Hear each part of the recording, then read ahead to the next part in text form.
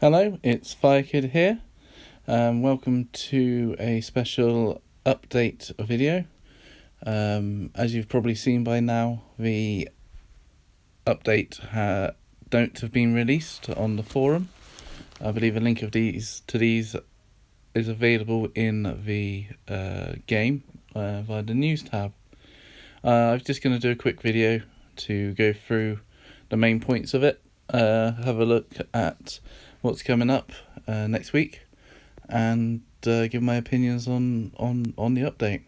So I hope you enjoy it. If you do, please leave a like, and if you want to hear more of this sort of thing, you subscribe to my channel. So let's start at the top of the notes, which is the new Season 10 season missions.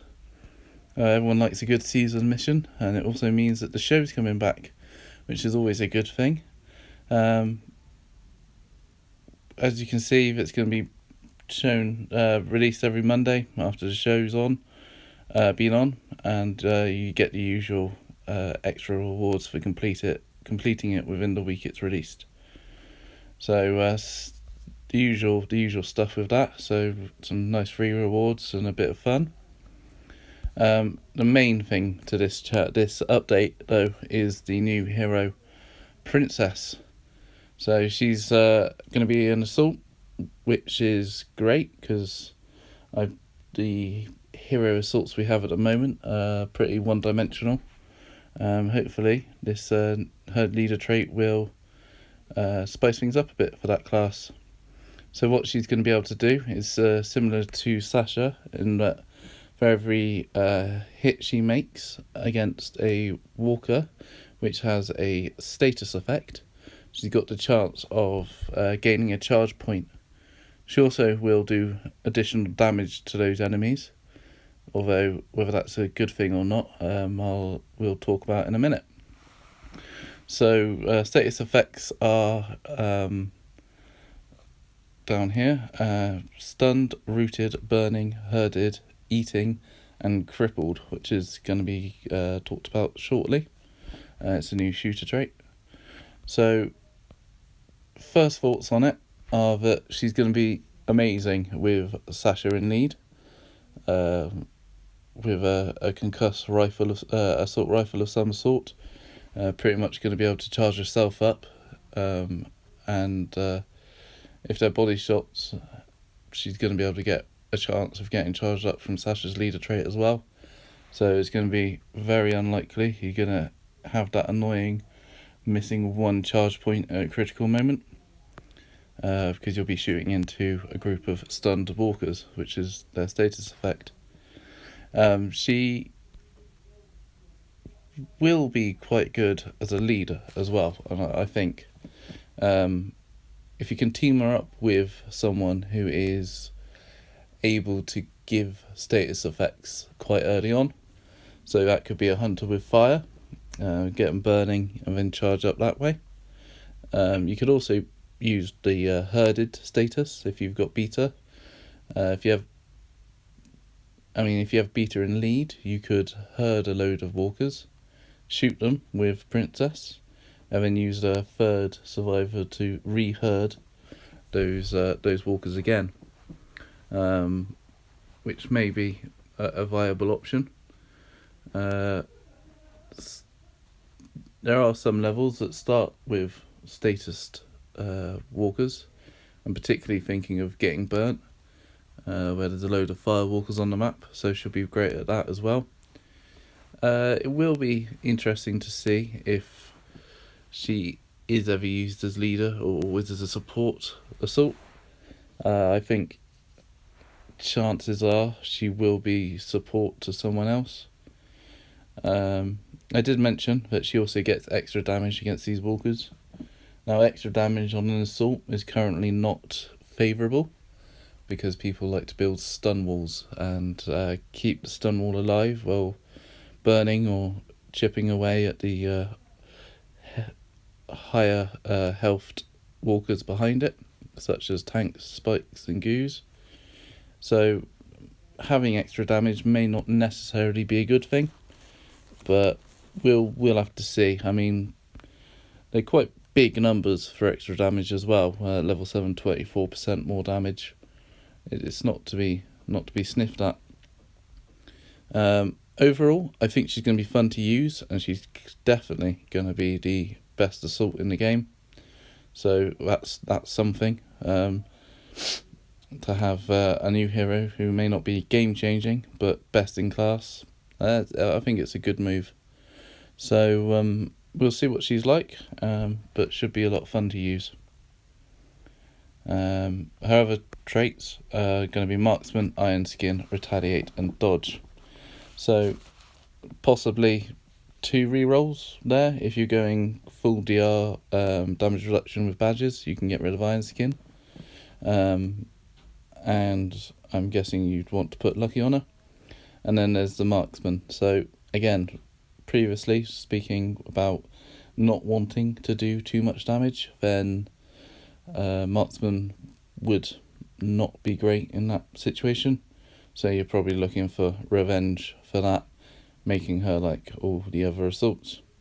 I mean, there is the possibility that you want to make her a killer, in which case you probably would want to get rid of Iron Skin and Retaliate and go for something like Sure Shot and Ruthless. But it'd be interesting to see what people do. I imagine that most people are going to go for the meta of damage reduction all the way. Now, hero change. So one of the heroes has had their traits boost, and it's Abraham in this case. So I'll start by talking about the increase to the health, which is a measly 1%. Not really sure what the point of that is. I mean, yeah, it's a boost of sorts, but the main thing they've done is they've increased his damage, extra damage he gives, and that's gone up quite considerably. Now, a lot of people, again, not going to be particularly happy at that, because it is going to kill their stun walls quicker. However, my guess is that they are hoping to give more options to the assault class and maybe have an assault who can do damage. So looking at his leader traits numbers, if you have him at level 7, it was 24% extra damage, and another 24% extra damage from Princess, you're looking at 48%, nearly 50% more damage, which if you build them to do damage, could be quite helpful. So I'm not sure if that's what they were sort of hoping, in which case the additional health isn't really much of a reason, not much reason to boost it. Either way, it'll be interesting. I've never been a big fan of Abe myself, so I may try it and make him my offensive assault. I've got Rufus, I've got Princess, who I can make damage reduction, and I've got my regular survivor who's damage reduction as well, so probably wouldn't be missing out too much to give it a go. I can always change it back again anyway. So next major thing in the update is the shooter class. They are getting a serious buff, so they are going to be able to run the same distance as scouts. They're going to have the same, the weapons damage is going to be the same as scout weapons, which is really good. And their charge attack multiplier is going to be increased as well, so it'll be in line with scouts. So basically, they're going to be scouts from long range. Now, obviously, we don't have any power strike ability on a shooter, so they probably won't do as much damage as a scout, and there is still, the scout base damage is still slightly higher, so they're not gonna be exactly the same, but you will be further away from the thing you're trying to kill, so that should negate that slightly.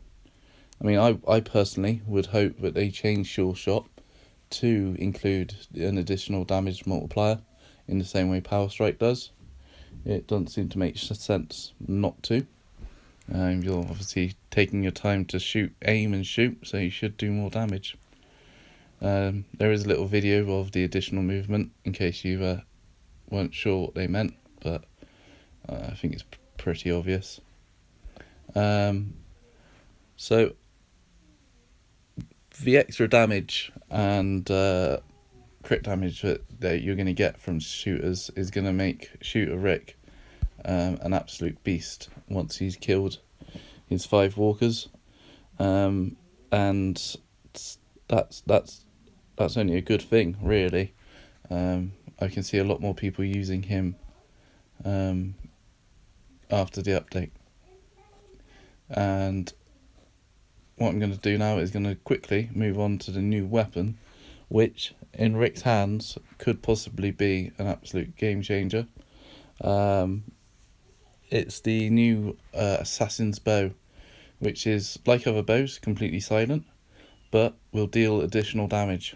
Now, I don't know how much more additional damage.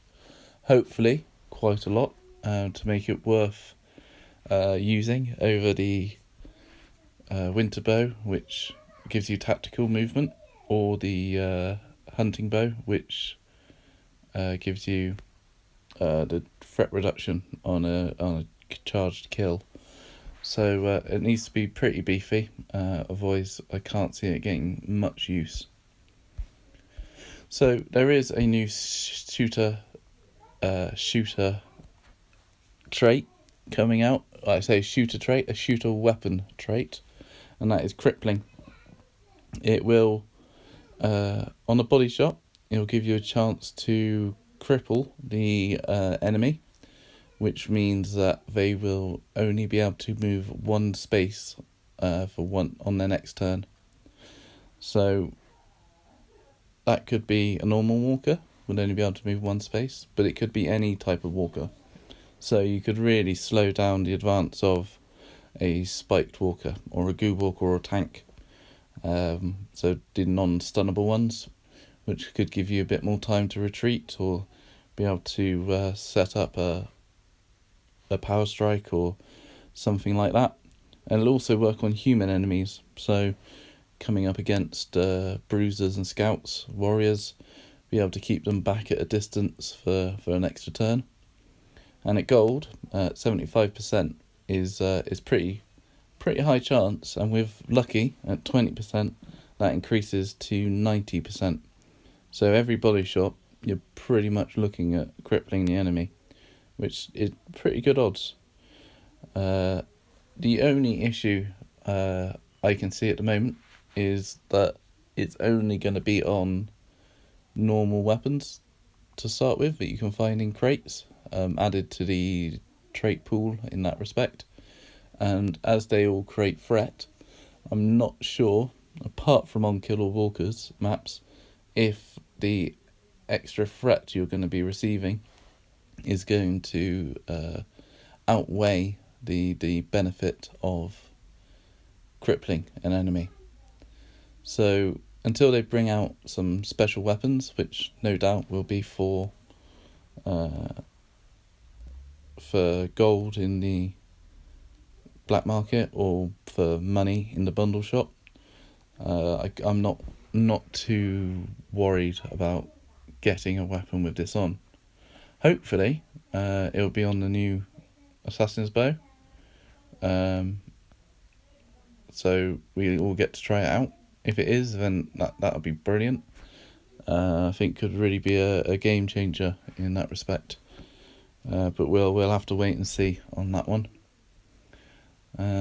So next is the seasonal campaign. So we've got the spring campaign coming up, and I'm guessing it will be the same format as usual, 2 distance resets, and with a little bit of breathing space to miss a couple of dailies. You get the assassin bow in it for the first reward, and you get to unlock princess for the main reward, the double distance reset reward. Now all I can say is thank God for the boost button. it's going to make getting those tokens so much easier, and not having to actually play the distance twice. So same as usual for that, and some other excellent rewards, usually a couple of tools in there, a couple of weapons, radios, that sort of thing. So looking forward to that. Now, Guild Wars hasn't got much of an update or much change in the newest season of Beta Wars. What they are doing is when you reset each season, not everyone will go back down to Bronze 1, which means that first week of battles, you are likely to be playing with people who scored around the same as you at the end of the season. Now, I'm not 100% sure if this is a good thing or not. I'm guessing it is for the smaller guilds who must absolutely hate the first season of Guild Wars, where they come up against the big guns who are in the top 40 global leaderboards, and they do the A route, and their opponents are clearing 6H. It must be very demoralising. So that's good for them. Personally, I used to love Guild Wars. I've starting to fall out of love with it. Finding it as a bit of a grind at the moment. It's the same thing every season for a couple of half decent rewards. So having that first week was a bit of a breather, where you could take it easy, and pardon me, and when you had to, if you're having to go straight back into sort of the fights you were having in Master Tier straight away, I don't know how that's going to work out. But there is some good news, in that they're currently testing some other changes to the Guild Wars map. So watch this space. We don't know what that could be, but hopefully be some more small sectors, maybe with some more difficulties that everyone can enjoy. But we'll see, and I'll keep you updated if I hear anything. And the last major change, which is going to affect probably about 1% of the player base, but is a major part for that 1%, is the Challenge Nightmare mode. So after round 61, you're going to hit Nightmare. What it will be is a gradual increase of difficulty of the same maps, by adding more special walkers such as armoured and tanks, and ending with an absolute crazy spawn of armoured tanks and spikes. So if you don't get to Nightmare, this change isn't going to affect you in the slightest, but if you do sometimes or regularly get into Nightmare, it's a major change. The major change overall is that there will be no more endless challenges. It will end at round 80, so there will be a maximum score to aim for, which I've been informed by an extremely knowledgeable player, that score will be 4878, so 4,878 stars. That's if you have the maximum amount of round passes from the previous week and do not drop a single star. That's I don't who's going to be the first player to hit it? Will any player ever hit it? That's going to be a really, really tall task for anyone.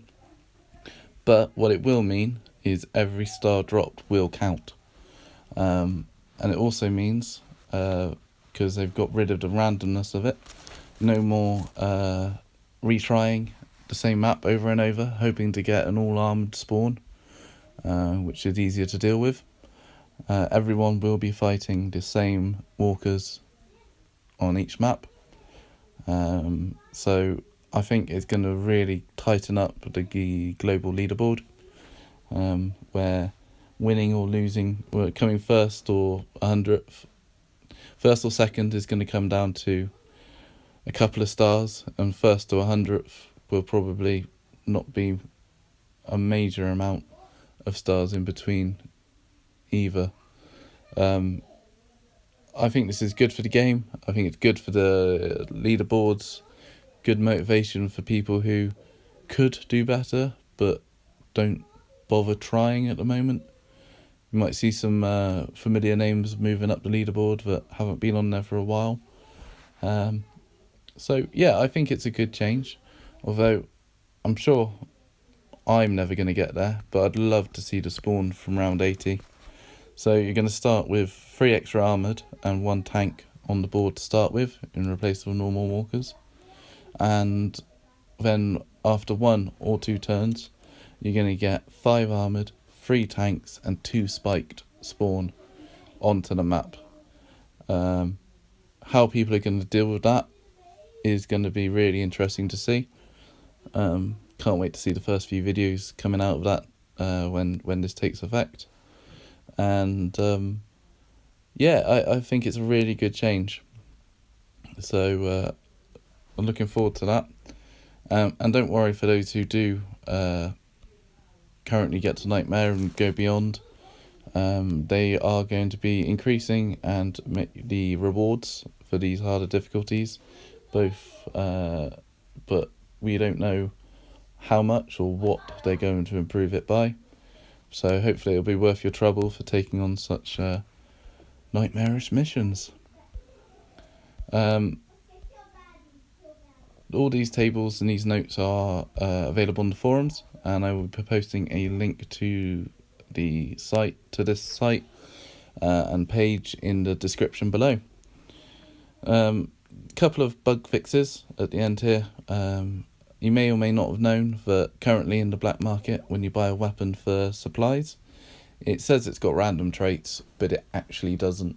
It's the same for everyone and will be the same every time you buy it. Now they've changed it so that it will actually be randomized traits.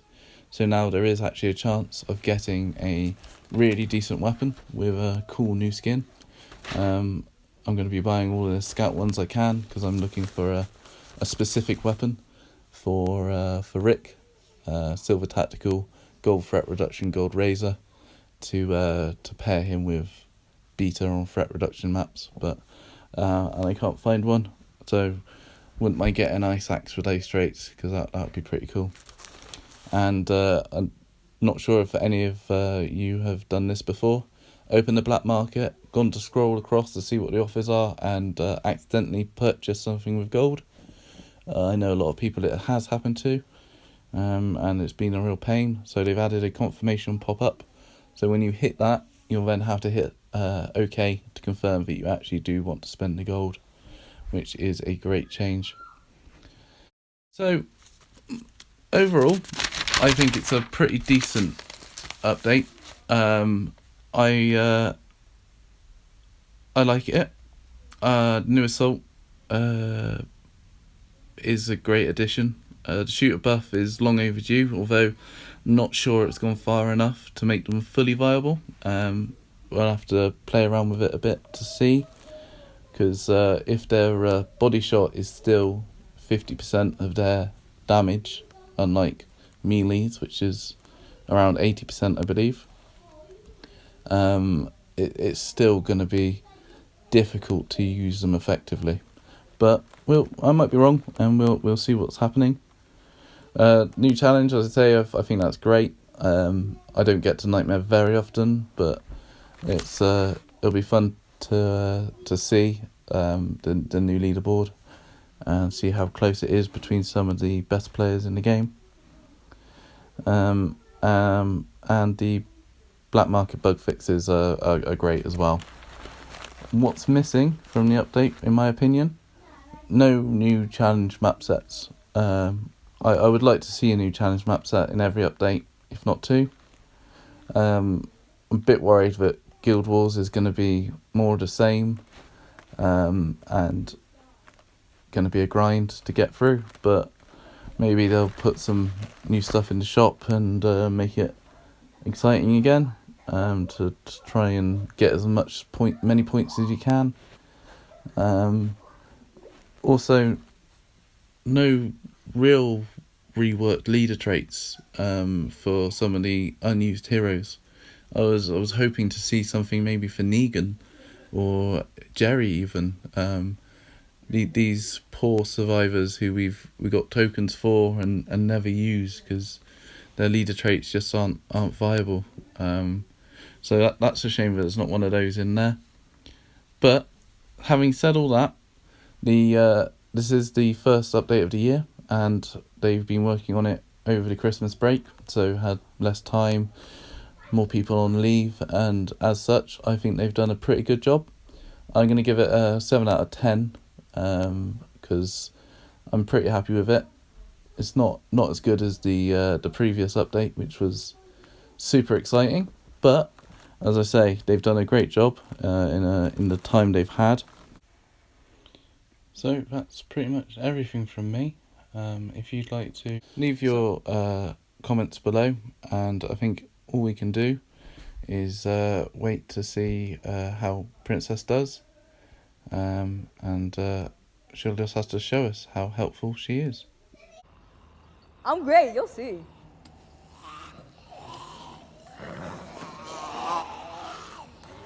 Watch how helpful I can be. No, wait, please, first!